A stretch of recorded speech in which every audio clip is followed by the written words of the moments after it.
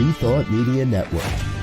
We are a global broadcast network of positive music, media, and entertainment, inspiring humanity's evolution along the journey of enlightenment and creating a world of love, peace, empowerment, and prosperity for all.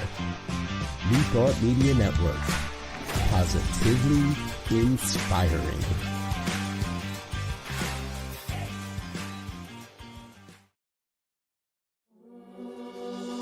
Free my mind, open my heart with the whispers of truth, to live a conscious life, to live a conscious life on the growing edge. On the growing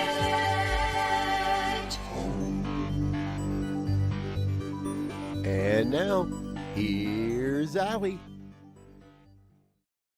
Hello and welcome to Growing Edge Live. I'm so glad that you're joining us today. If you're here for the first time, I know you're going to enjoy today's conversation, as will those that are joining us as regular viewers. So thanks for being here. We are all about having conversations with soul-centered individuals that are channeling their time, their talent, their energy, their resources, and their love into doing good work in the world. The individuals, the guests that I have on the show really are beings of light, and no matter what they do, they make a difference and an impact in the world and bring people together in love and joy. So today I have a wonderful guest. She's a new friend of mine. I recently met Therese Lee at Unity Village in Missouri at the affiliated New Thought Network retreat. So I'm going to share a little bit about Therese. She is a Unity Truth student and has been for 36 years, and an ordained Unity minister for 18. Her personal practice of prayer, meditation, and compassionate service is dedicated to working for God. In honor of her now angel-winged husband, Reverend Tom Lee, and the gift of his 3 children and their 8 grandchildren. She currently serves Unity's Spiritual Center, Hilton Head, as their senior minister, and also as a grief recovery method specialist. She assists others in transforming their lives by accepting change, acknowledging loss, and allowing healing. And her mission is to love out loud. Yes. Welcome, Therese. It's so good to have you here today. Thank you for having me. Yeah. Wow. That is a lot to love out loud. How's that going? Well, my grandchildren ask me to not be the loud Nana at the games that I go to when I'm sitting courtside. Otherwise, it makes a difference, I think, Allie, when we meet people. And I'm in South Carolina now. I'm from Chicago originally, so I'm a little different than Southern people might be. And it's intriguing. We always have a conversation. Beautiful. Yeah. So I'd love to get to know you a little better myself, but I love our audience, our viewers, to get an idea of who you are and how you got to be this minister and this grief recovery method specialist. How was your childhood? Were you always spiritually inclined? Was your family? What was your early experiences being a spiritual being? I would say as a kid, I was religious by command. Raised originally one of 7 children, very strict. Devout. My parents were both very devout Catholic. I don't know that I knew of a loving God. I had never heard of spirituality, as a kid. And so my mother passed. So grief started early in my life. Grandmother died at 10 and my mom died when I was 11. So wow. 2, influential females in my life gone. And yet no one talked about it. It was just, move on, don't be sad, because then dad will be sad. That kind of upbringing. And so there was an aloneness that I don't experience today, but I do remember it as a child, not knowing who God was. Mm. So that must have been such a impact, losing your mother at 11 years old. Yes. And you had, where were you in the lineup of children? I'm fifth of seven. Okay. And within a year, my father remarried. It was 1970, right? So he remarried a woman who had 4 children, Oh and my and goodness. also a devout Catholic. So we became yours and mine. We never went to the ours part. So there were 11 of us children, and we all lived in the house together. We bought a new house together, and again, not much mention. Certainly, no mention of their father passing or my mother passing. And certainly I didn't know what God was then. So just a kid struggling to figure out how you're supposed to survive. Mm-hmm. So that early experience of grief must have really shaped you as, you know, a young one, as a teenager. How did it impact you? No, now you know so much more about it, but Right. looking back, how did that great loss impact you? I became very angry. That lasted till I found unity at about 28. I was considered tough, I guess. You know, I could be strong to make it through whatever situation. Um, don't see that as I love strength today. I don't necessarily condone being strong over having strength. We just had to keep figuring out how to move on and stuff what I call today stuffing the feelings. Mm-hmm. Because if I was sad, it might influence my father, or we just needed to move on. We had a new mother, so you're going to love her, and you're going to love your new brothers and sisters, and just keep going forward. So now I can look back and see I became almost, I might say, robotic. Of you just do this. You just don't have to have feelings. You're going to be fine. You're tough. You're going to get through it no matter what. So I pretty much by 30 thought I was invincible, and not and angry as well. Very angry. So 35, you said you came across unity in your 20s. 20 at 28, yeah. So what did you work? Did you? I did. I was a publisher of magazines in the metal industry, very successful. And I left home at 17 and then had a huge, just developed a huge career. Got married when I was 25 to someone who was a Buddhist. Wow. And even though we were married in the Catholic Church, he had to get his special dispensation, from the Pope. But my uncle was a Catholic priest, and he and I were very close. And so he married us. And I learned from his name was Kurt, from Kurt about going within, all the things we know today about finding the God of our understanding within us and realizing that I could be at peace if I chose to be, no matter what was going on around me. And that was a new skill to get at 25. And learning how to live differently than the first 25 years of my life. And I'm grateful that he was my husband then. Yeah. So when you say he was a Buddhist, was he sort of a practicing, like going to a temple, or was he just following the philosophy and meditative practice? He wasn't affiliated with a temple. He just knew he was a martial artist. And so he had this exposure. And he wasn't raised in a religion, like I was. So for me, it was wonderful and freeing and liking yourself and not worrying about whether God liked me, because that was just a given. And I learned that from him. It sounds like he must have been quite an influence on you at that yes. very time. Yes. Yeah, I met him when I was 20, and then, we parted ways when I was 30. Yeah. Okay. So up to that point, were there other people that you, looking back today, would say were a big influence for you in maybe a positive way or a negative way? Were there people that impacted you and shaped you? My father was a Big Ten referee and a high school coach, very gregarious. I think I'm very much like him as far as how outgoing I am and loving life. I got my toughness from him. That's how he grew up, as a first generation Irishman in this country, and dedicated to work and an ethic like that. And knowing, I remember learning from him. We lived in Oak Park, Illinois at the time.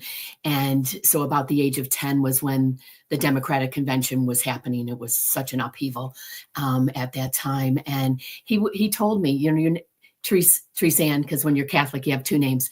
Therese Ann, you'll never meet a stranger. You'll never. And I remember we rode the buses at that time, and, the L and all the things you do when you're a Chicago kid. And I just found joy in people, in meeting and talking, and intrigued by them. And so a huge influence for me, he was.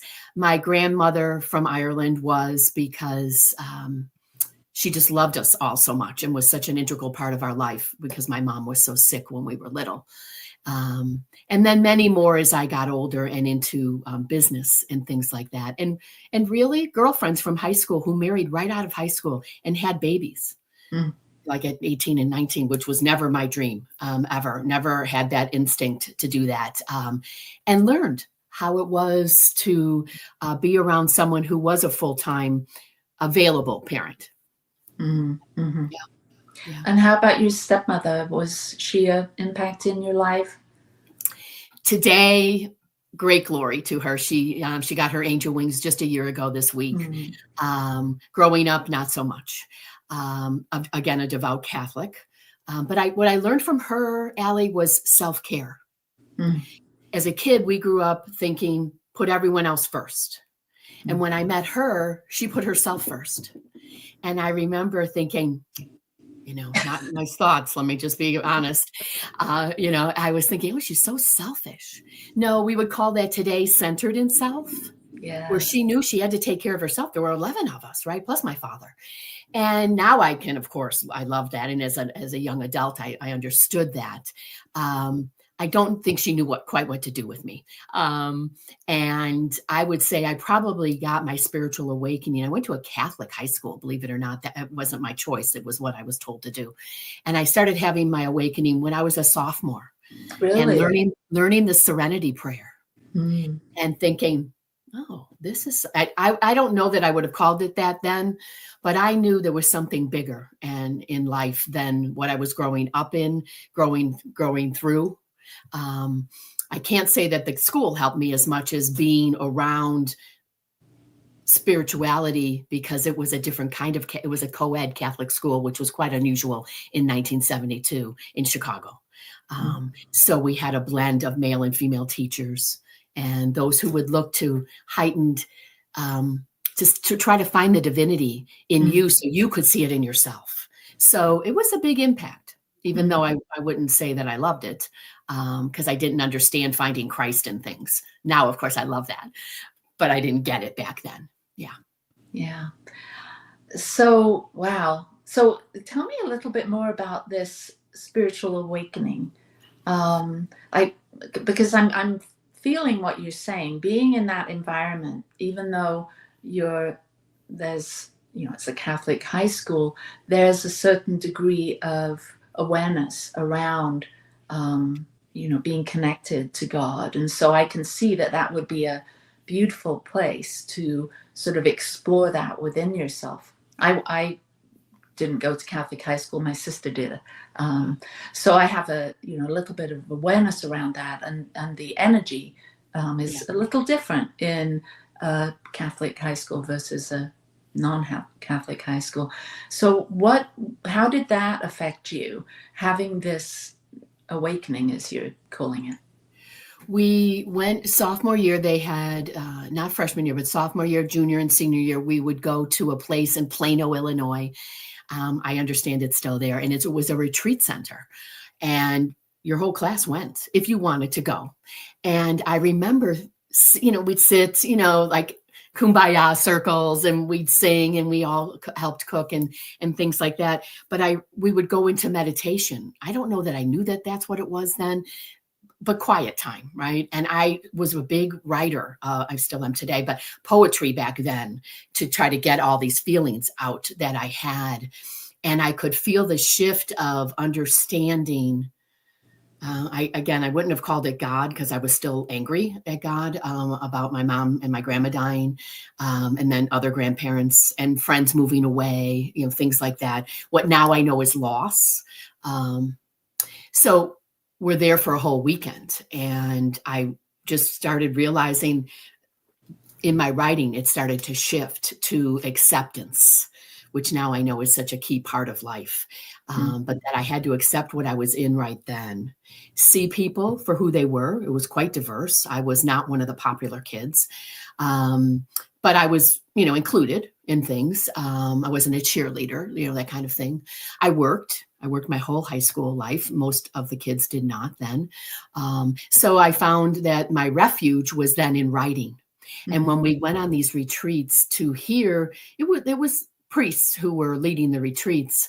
They would lead you through these meditations, and a guided meditation, as we know today, can open up so many things in our lives.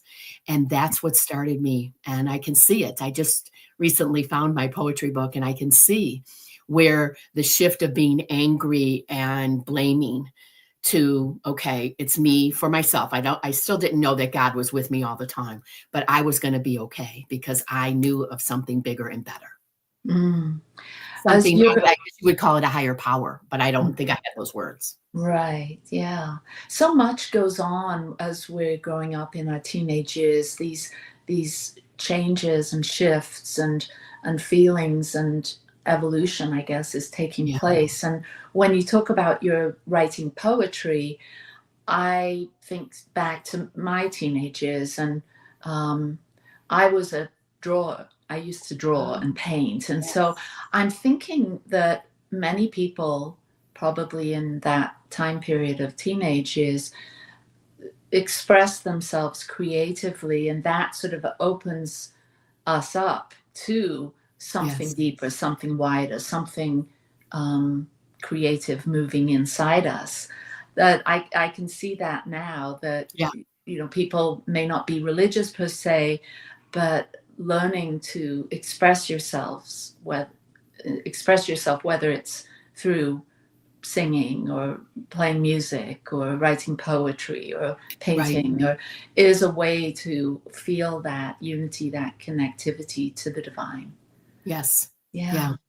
And I did end up, singing. No, I'm not going to say I was a great singer, but, was recruited to get into the choir and things like that. And I think the influence was they had Jesuits teaching us, which is different than just a regular priest or a regular nun. I don't know what you would call that, but I know the Jesuits do start from the place from within you, the divinity and the wholeness that you are. And I'm not sure I was well aware of it then, but I do know that now. Yeah. I remember when I first started going to church, we would often have a guest speaker, Father Larry from the Jesuits, that would come and speak. And it was such a blessing to have him come, because it felt holy. It felt sacred. Yeah. Yes. Yeah. You could really feel the energy of, and he's not the only one. Since then, I've met many. But there is a particular energy that a person that has done that kind of deep inner work carries with them. It's almost like they're, and I know that we can all see ourselves as walking blessings, but for those individuals that have that, maybe they're, married to God, or, there's this deeper connection that really brings a healing energy and a healing presence. Yes. Yeah. So you grew up in that environment, and that the anger that you held, the anger that you experienced from losing your mother, your grandmother, and then, having this huge family, I'm sure that sort of added to that. And then getting away during a retreat like this, or opportunities to connect with those that carry that energy and give you an opportunity to go deeper, that must have really inspired this, you answering the call to become a minister later on in life.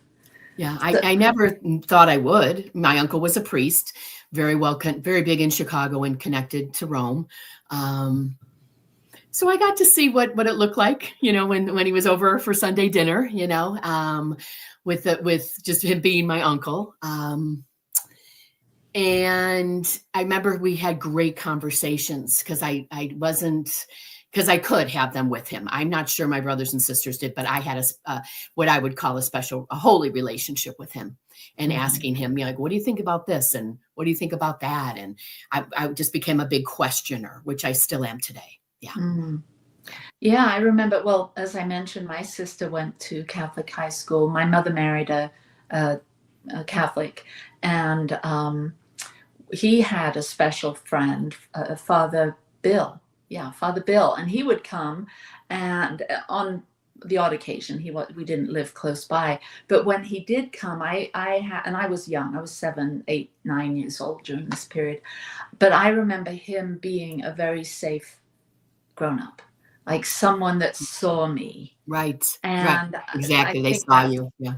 It's really, I haven't thought of him for decades. So thank you for bringing all of this up, because, I'm 62. And so I can look back over the years and see those special people that came in and out of my life, whether it was for a reason, a season, that stirred something in me, that gave me an insight, or planted a seed that I might carry and then, blossom or grow later on in my life.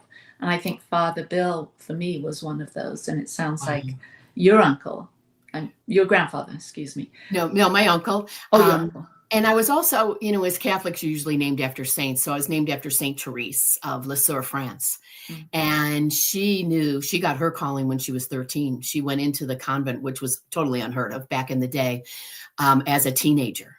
And her vocation was love. So, of course, in Sunday school or Wednesday night catechism, we had to write about our saint. And I became very enthralled with her in high school. Like, who was she, and why would she? Her mother also died when she was a child. And then she gave her life to God and died early in her early 20s of tuberculosis or something. But, she just knew. And she speaks, Allie, as if she was a New Thought writer. You read her writings, and it's like this. I have this vocation of love, which of course is what we talk about. And I think that's where I got my mission statement from her. And so that was a whole, but you kind of had to do that on the side because people would have thought you were a little weird. Certainly my brothers and sisters would have. But I know that there was some solace in there for me to understand what this awakening was that was happening inside of me. Yeah. Yeah. Now you mentioned something, you said your grandmother was from Ireland. Have you, so she came to America. Oh, she and my grandfather, they weren't married at the time. Yeah. And they met in Boston after they came through Ellis Island. Yeah. Okay. So have you been to Ireland? I have. Yes, several times. Yeah. Tell me about that. Tell me about. Well, my dream was the first time I went with my uncle, because I think I was 18. I think I just finished my first year of college, and we went, just he and I, and that was interesting because priests are held at the highest esteem in Ireland. It's a little kind of funny, today I can look at that. So he would wear his collar. He would use his collar. Let me just be real clear on that. And I was clear that he was using it to get us places and things like that. But to see Ireland through his eyes, where my grandma lived and my grandpa lived, the peat farm, and I love churches. So when I travel anywhere in the world, I always go to churches. I love them. And yet, I watched him be so honored and adored that it became unsettling for me. And I would talk to him about that. Like, everybody just thinks you're all that. And I probably was a sassy kid because I'm still sassy today. Uncle Jim, like, why do they all think you're all that? And he said, I'm a priest. I work for God, and I'm like, okay. So going home, I thought, because I just, in my late 20s, I'm going to go to Ireland and find the first Unity church there. That was my dream. Once I really got into Unity into my mid 30s, that's what I'm going to do. I never did it. I don't know that it could happen there, but it has become more laxed. I remember the second time I went back, Allie, I was divorced. which of course is a sin in their language, not my own. And then they asked me that. My relatives are all the people that we met. I went with a bunch, probably 40 women. And we went as a group out of Milwaukee, Wisconsin. And so the people that we met at all the functions we went to were like, well, you can't be, you can't be divorced because that's a sin. And I said, I don't believe that God will want me to live in hell. I was young. I was 30. I can't believe God would, and that was my marriage as it ended, was hell for me, Yeah. And so go ahead. it got people going with conversations like, because what I found out, Allie, is they just stayed in their marriages, but they had extramarital affairs. I wasn't willing to do that. I was going to be bold. I was the first one divorced in my family, which. Wow. Today I think I'm a trailblazer. Back then I was not. Wow. Yeah. That really reminds me. Our family got a blessing. My sister married her husband, and his parents were a priest and a nun. And so this is in England, I know. And I feel so blessed. Yes. To know them. I mean, we went for a family wedding in Sicily. And so 50 of us from England and us, my husband and I from America, we were in Sicily for 3 weeks. And my in-laws now, Dave and Teresa, they're very Catholic and they're very devout, but I feel so blessed by them because they're so open-minded and so generous. Yes. And they took us on a trip with them to see many of the cathedrals and churches, the Catholic cathedrals and churches in Sicily, Palermo and Catania. And so we went and visited on Easter week and with them, and it was just amazing to have their depth of knowledge and that special energy that they bring whenever I'm with them, to that occasion was truly a blessing. And I'm grateful to hear that story that they followed their hearts. Yes. Because what I know, just because I studied enough, that the church, it was in the 1100s that it became the law under Gregory that priests couldn't get married, and that was all because of the land. Who was going to get the land when the priest died? It would go to the family. So then the law was instituted through the church that they would not get married and everything would belong to the church.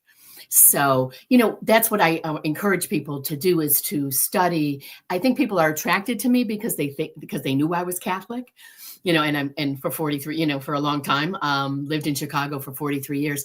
But to see that certain things were put into place because it worked for the church at the time, and in controlling the people that needed to be done according to their consciousness at that time. It doesn't mean it fits today. Yeah.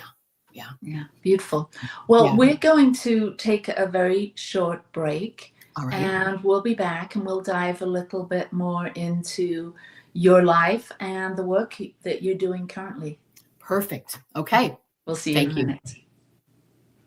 Please help us say thank you to our organizational sponsors, including the Hefferland Foundation, Affiliated New Thought Network, International New Thought Alliance, Science of Mind Archives and Library Foundation, Center for Spiritual Living Denver, Center for Spiritual Living Midtown, New Thought Philadelphia, Planned Happiness Institute, Summit Center for Spiritual Living, One Heart Retreats, Center for Spiritual Living on the Lake, Unity Kitchener, Unity Spiritual Center Ottawa, Om Center for Spiritual Living, Satya Center, Begin Within Ministries, Center for Spiritual Living North Jersey, Unity of Savannah, and the Center for Spiritual Living Seattle,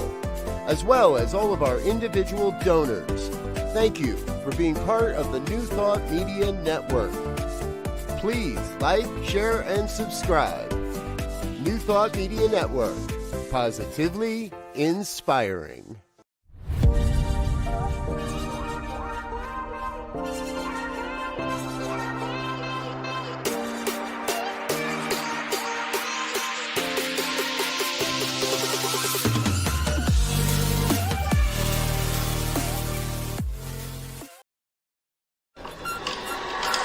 You know, I've been thinking, this volunteer dinner deserves a standout video, something with real impact. But hiring a big production team for just one video? The cost would be huge. I get it. But have you thought about New Thought Media Network? They do amazing work beyond just broadcast programming on YouTube. They actually specialize in high-quality, one-off productions for events like ours. And I heard they're super affordable. Really? I didn't realize they did that. So they focus on quality without the premium price tag. Exactly. Plus, Dr. Robert runs the whole thing, and he's all about making great media accessible. We could get the professional look we need without going overboard on costs. His sounds perfect. Let's get in touch with Dr. Robert and see if they can work their magic for us. Free my mind, open my heart with the whispers of truth. To live a conscious life, to live a conscious life on the growing edge. On the growing edge. And now, here's Ali. Welcome back to Growing Edge Live. I'm here with my guest, Therese Lee, and we are talking all about her life, and how she became this beautiful minister and grief recovery method specialist. So let's talk a little bit about your purpose. Like, you have shared with us that you found unity, and maybe we start there. You found unity, and what next? So my uncle, who was the priest, was passing away at Northwestern Hospital in Chicago, and I was with my dad, and I went with my father to see him. And I told him I was getting divorced, and he was the one who had married me. And I said, Uncle Jim, I'm getting divorced. And this is what he said, Allie. He took my hand and he said, he spoke through a box in his throat at the time. And he said, Therese Ann, God loves you. Let your light shine and be happy. Mm. And I was 28 years old. And I remember walking out with my father, and I said, Uncle Jim said the weirdest thing to me. And he's like, what did he say? And I told him, and he's like, okay. We kind of walked, because of course, that was a little out of the box. We walked back, whatever. We probably went and got a hot dog or something. 2 weeks later, I went for the first time to Unity in Chicago, which was on Tome at this beautiful old building that is no longer there. And I walked in late, as I did for the first 10 years at Unity. And the minister said, welcome home. God loves you. Be happy and let your light shine. Oh, wow. I'm sitting in an upper room, way in the back, 1,300 people at the time. I mean, it was a big, big audience. And I cried the whole time. And afterwards, I went up to the minister and said, hi, I want to come back again. I had driven an hour to get there because, of course, I didn't want anyone to know in my neighborhood or my parents to know I was going to Unity. And so we spoke, and he said, keep coming back. And his name was Mike Matoyan, quite a legend in history, in Unity history, at least. And he's now with God. And I did. Anytime I was traveling all over the world, so I would go to wherever there was a Unity church. But when I was in Chicago, I would drive down to see him, and I would go late and I would leave early and cry, literally, Ellie, for probably the first 10 years, and realized, oh my gosh, this message, this new thought message, with Unity's take on it was so me. And so I worked until I was 39 and realizing I was getting my calling to be a minister, and that I was no longer wanting to work for money. I was very successful and pulled down a big chunk of change, so to speak. Thank God now, as I'm getting ready for Social Security.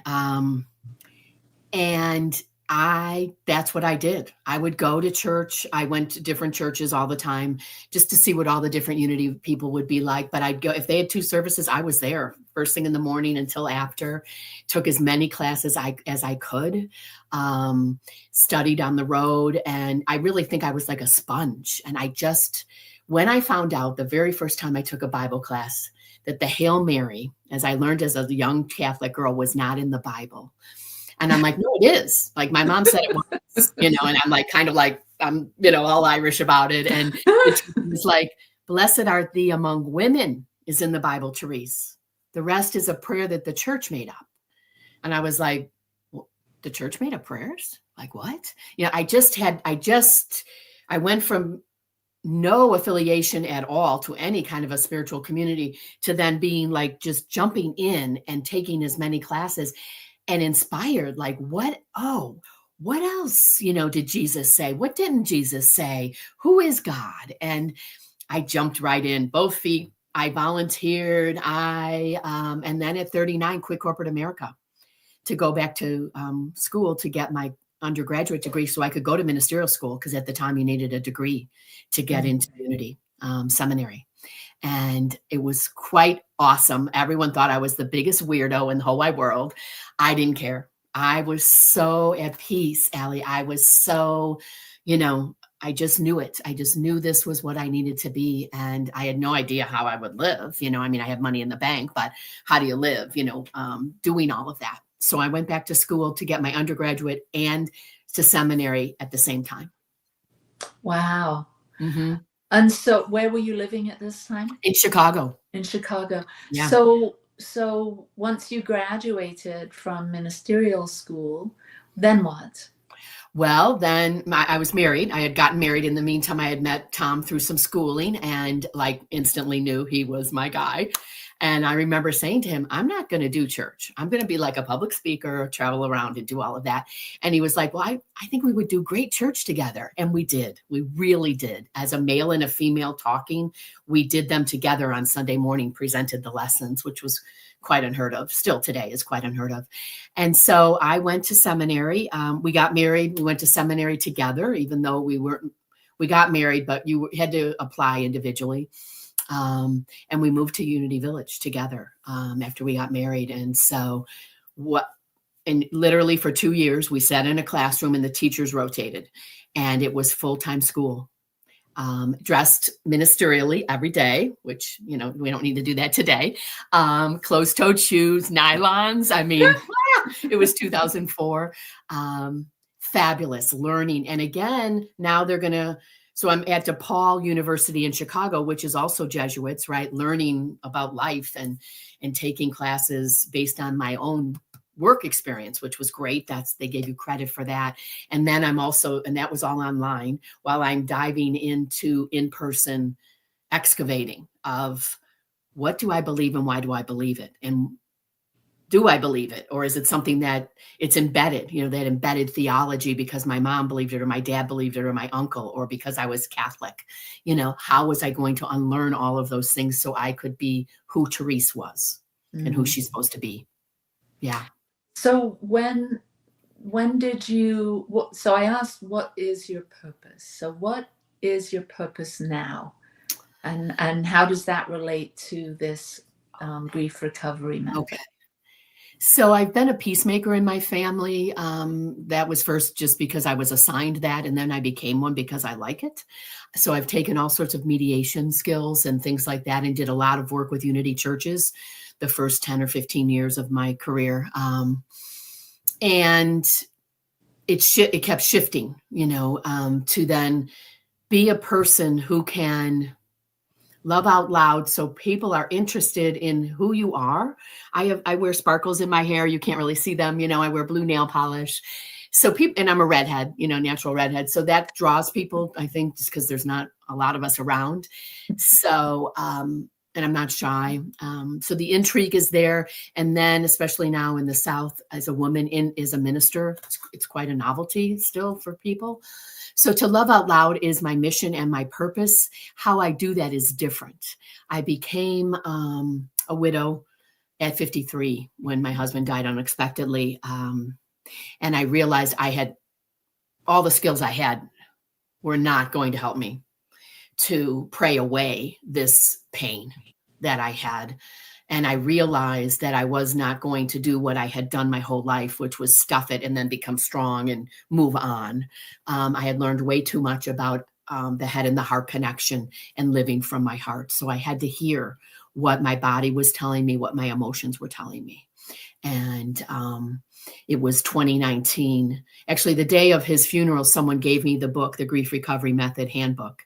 And I remember looking at it like, thank you, and just kind of like shoving it somewhere under my seat or something, and didn't really look at it again until probably 2015. So about 3 or 4 years later, and still really couldn't get into it. I think I was trying to get through the stages of grief that aren't really stages of grief. Now I know.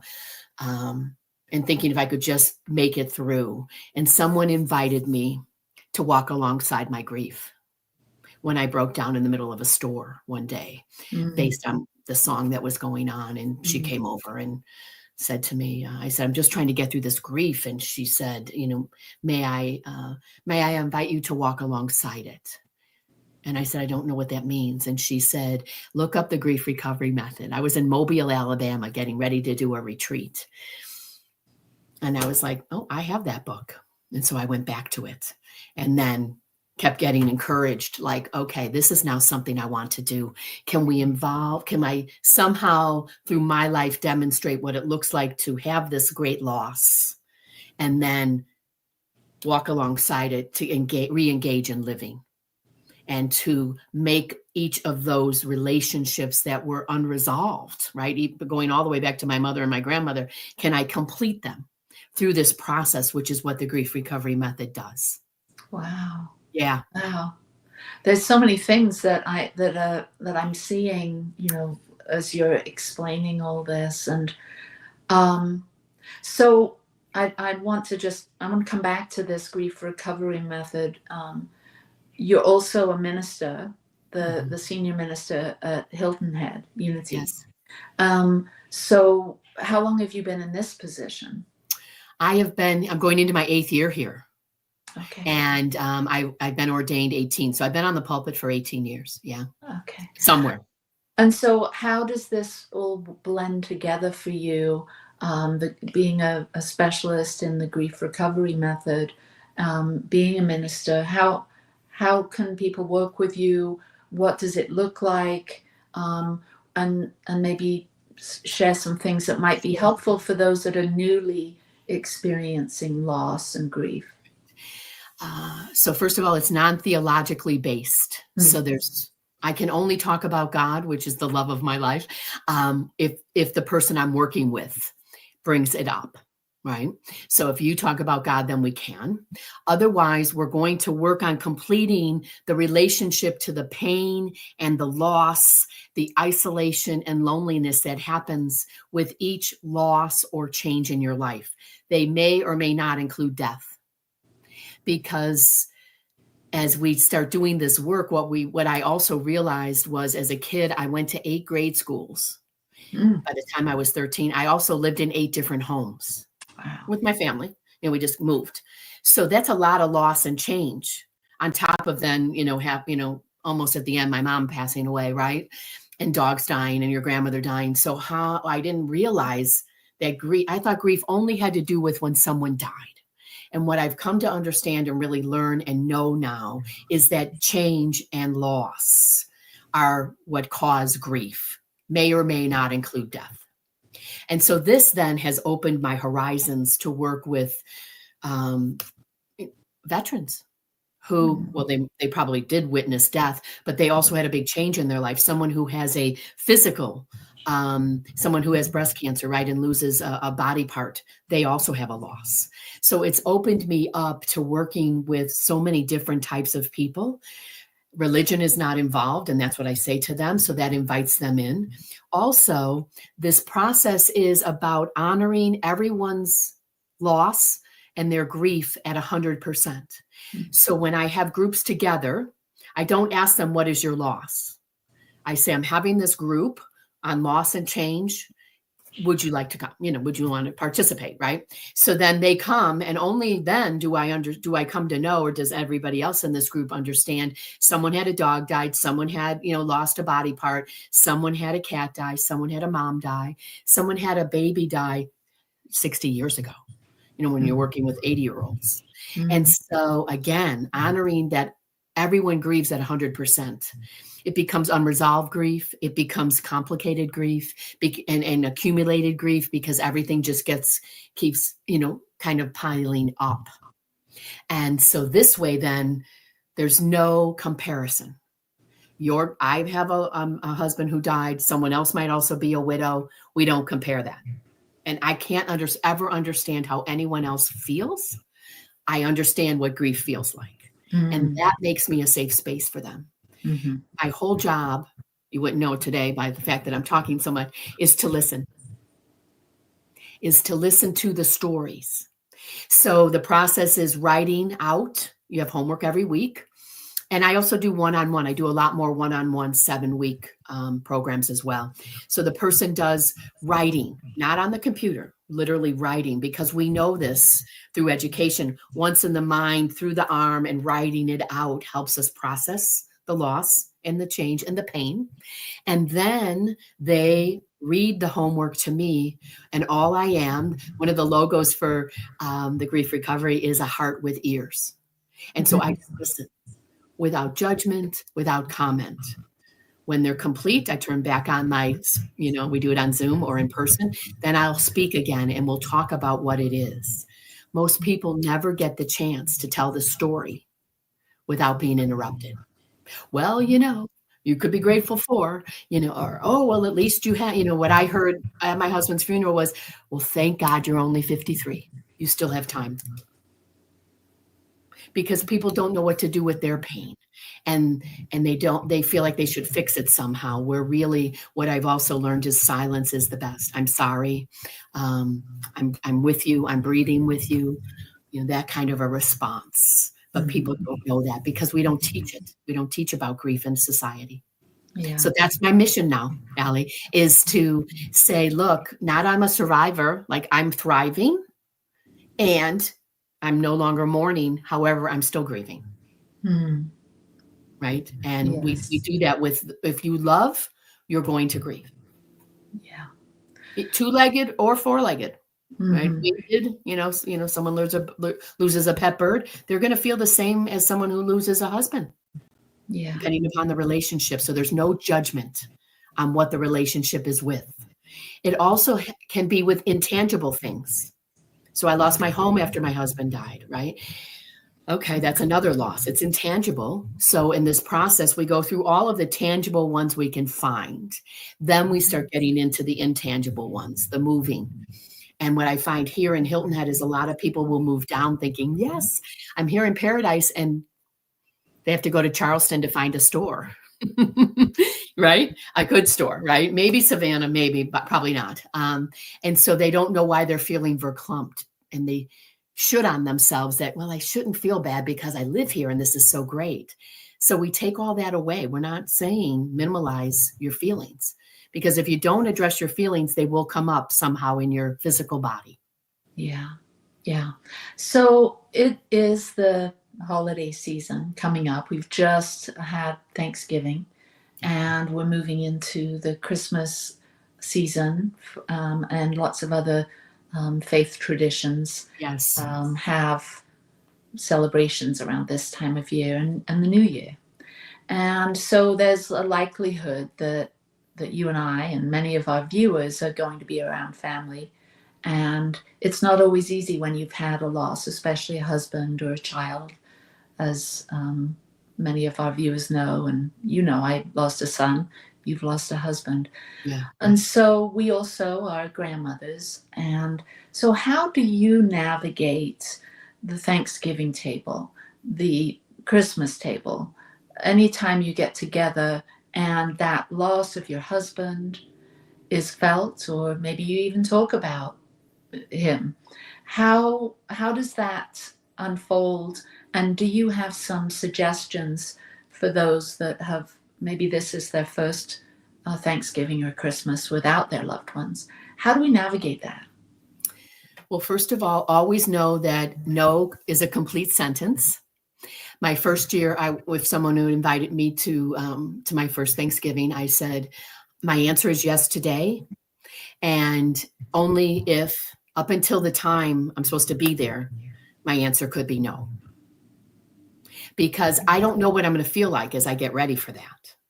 Now I'm 12 years out, right? So what I do every month, the first or second day, so this weekend, what I will be doing, I was doing and will be doing today even, is looking ahead to the month. What is this month? So now we know it's Christmas time, right? And all the holiday things. What might I be sad about? Let me think about and I'll write them down. I'm going to be sad. I'm going to, what am I doing Christmas Eve? What will I be doing Christmas Day? I make things a season now versus a day, because sometimes I am alone on those days. I also make time. So my husband was a big NASCAR fan, and he loved ahi tuna and things like that. So I'm not sure I'll watch a NASCAR race, but I might. Depends on who I'm with, right? If I'm with my son, I'll be like, hey, want to watch NASCAR?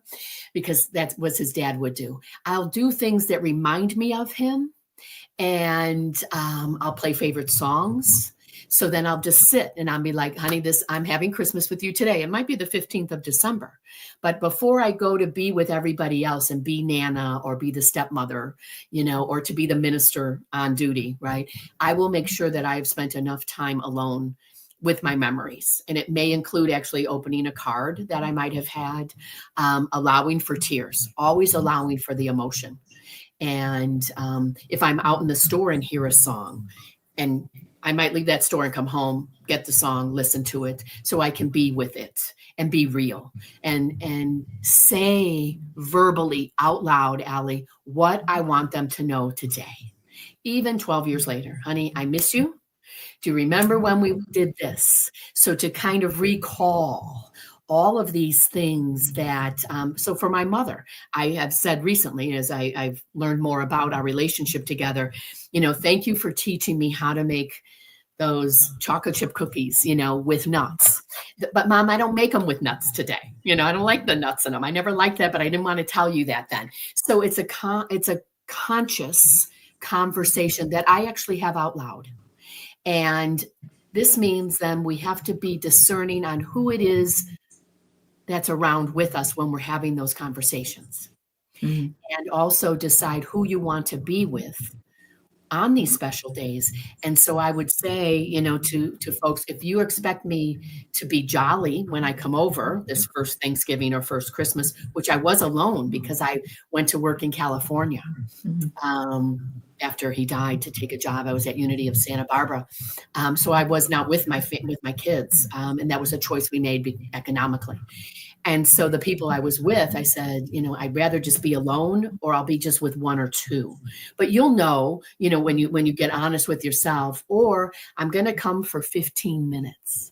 I'm going to come and I'm going to stay for dinner, but I'm not going to stay for dessert. And start setting up boundaries for yourself so that you're safe. And safety is a thing so that you're comfortable. You use whatever word that you want, because if you have to act as like everything's fine, you're not being truthful to yourself. And then you get home and you crash in a different way. And so even today, like I'll be with them all for Christmas, my kids, all three kids of Tom's and the 8 grandbabies. And I live alone. So that's a lot after the second day, right? Even though I'm so used to being around people. So I'll make sure that I have my own room. It might just be an office like that I'm cramming my mattress into, but I have time to recharge. Nana's going to take a nap now while the boys are taking a nap. And I'll literally just check out from the family. And then I'll come back out in an hour, set the timer. They now know that about me. And I might have had to pull over the girls at one time. So I'm checking out so I can be available to you all. And that means I have to know what I need. And we're not used to doing that, Allie, when we're moms and we're grandmas and we're dads and grandpas. So I encourage that. Understand what you need to take care of you. Because then you'll be all the more better and fun when you get together. Yeah.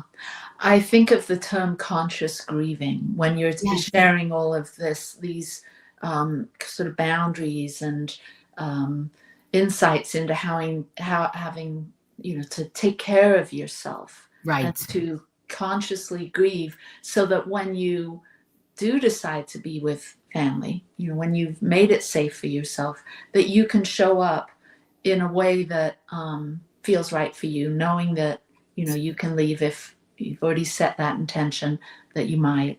And I also love when you were sharing about the cookies with your, you were having that conversation out loud.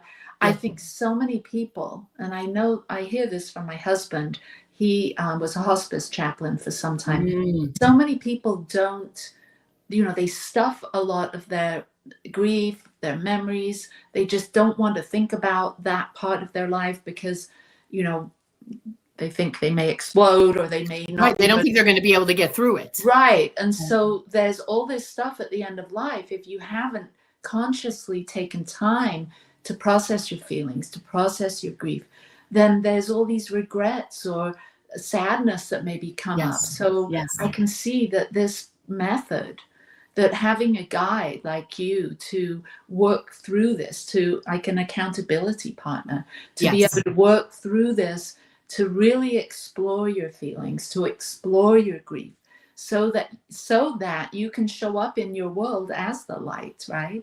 And love out loud. Right. Because I don't know your answer. So the only request is, will you be totally honest with yourself to the best of your ability? Right. And then as a listener, you can hear where there might be spots you want to fill in. And that's what I'll say. So tell me more about this one. And then they might be able to, because they're going to create their own loss history graph.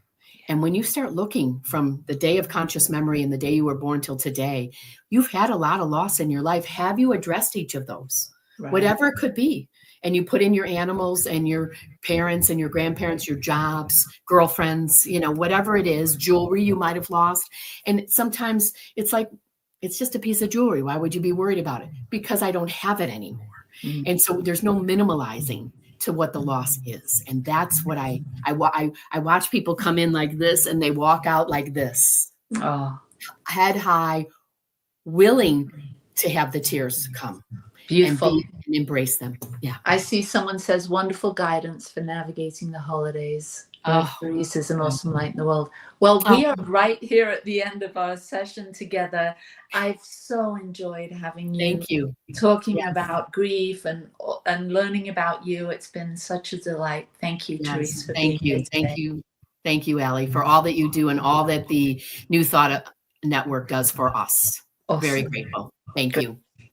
All right. Thank you, everyone, for being here today. This has been another great conversation. Please share it with your friends. And I will see you next week with Reverend David Leonard from CSL Huntsville, Alabama.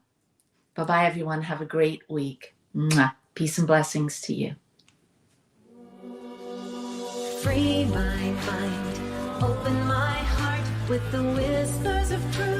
To live a conscious life, to live a conscious life on the growing edge.